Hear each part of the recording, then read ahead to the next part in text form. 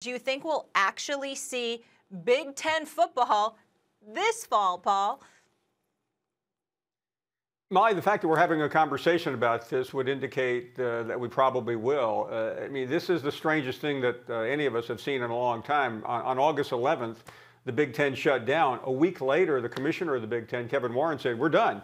And now here, 5 weeks to the day, there seems to be a sense that they're coming back. And the obvious question, what has changed?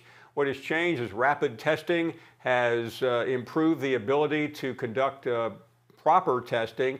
And there's also less of a concern about myocarditis, which seemingly shut the Big Ten down in the first place. Is it possible, Paul, that they're watching SEC action, even though the ACC with Virginia and Virginia Tech was postponed? They're seeing other Big Five conferences take place, that they're saying to themselves, what the hell are we doing? Because if they're just playing against one another and it's still seen as a credible football season, why can't we do the same? How much does that factor into the equation in terms of them potentially changing their mind about having a football season?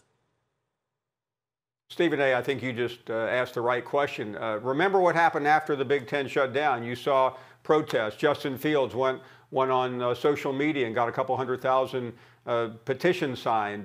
Players' fathers showed up at Big Ten headquarters. The pressure has been withering, and the Big Ten has had no answer. It was one thing when no football was being played, but now we're entering the third weekend of college football, and there are problems. Listen, Texas Tech has had 75 COVID cases. It's not a perfect situation. Cancellations have occurred, but football is being played, and within reason, it seems to be going fairly well. And really, I think the most important thing is we are now through a weekend of the NFL, and it seems like it went off without a hitch. And that has just added to the pressure on the Big Ten, and it's also attacked their credibility. Well, they're sitting at home, and everything else is going on. And the reason why you're hearing this October 17th date, if the Big Ten can get back by then, they may still be eligible for the college football playoff, which is pretty important when you consider they have one of the 2 or 3 best teams in the country with Ohio State.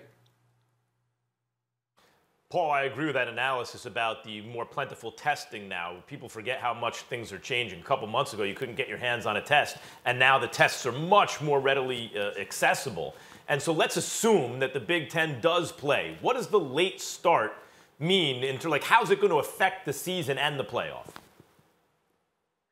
Well, what you're going to have is fewer games. Right now, everyone is playing either 10 or 11 games. Some are not getting that many in. The Big Ten would likely be talking about 7 or 8 games. I talked to a commissioner in the Power 5 the other day, and he said if they can get 7 or 8, we'll do it. And clearly, the Big Ten is the Big Ten. I know if you're in the West Coast where there will not be football, at least until November, you're not very happy about this. But college football is a lot more diverse with the Big Ten because of Ohio State, Penn State, Wisconsin, Michigan. There's some amazingly big games coming from that league. They also satisfy the television networks, which will make them happy. So I think the college football playoff will wait. They can't wait any longer. And another caveat here, Max, if the Big Ten starts on October 17th, and they need to make that decision today or tomorrow, you can't wait any longer to get everybody back within a month, then if you have postponements of significant proportion, it could really upset the apple cart. But I don't think the college football playoff wants to delay to wait for anyone else to show up. They have to do it now.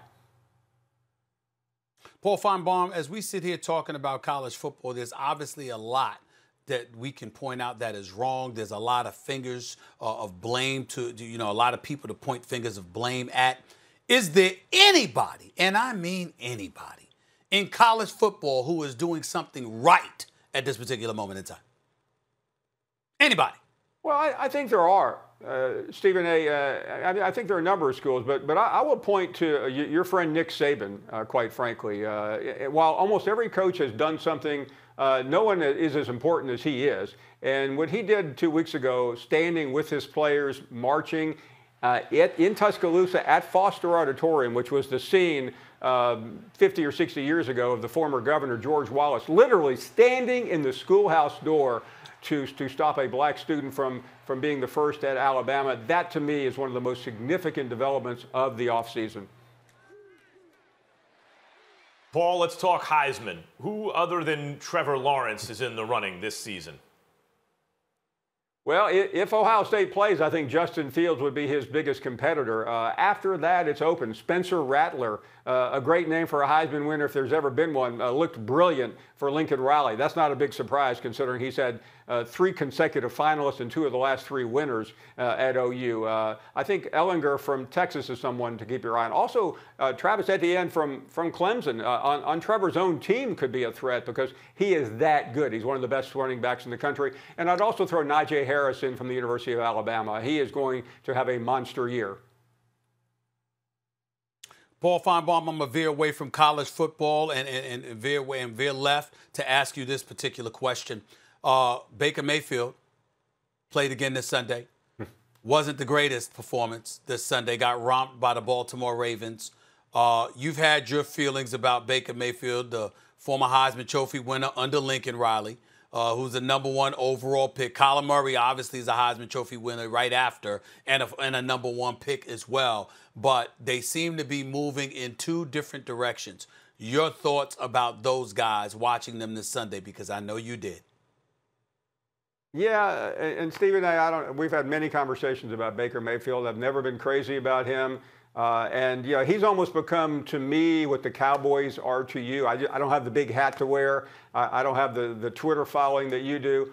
But I'm thinking about it. Every time he has a bad game, which is pretty much every time he plays, I'm thinking about using your social media account and literally going crazy. It's not my nature, but because he has been, he's hard to cheer for. And it looks like Cleveland is as big a mess this year as it was last year, which it was the year before, and some things just never change, do they? Thanks for watching ESPN on YouTube. For live streaming sports and premium content, subscribe to ESPN+.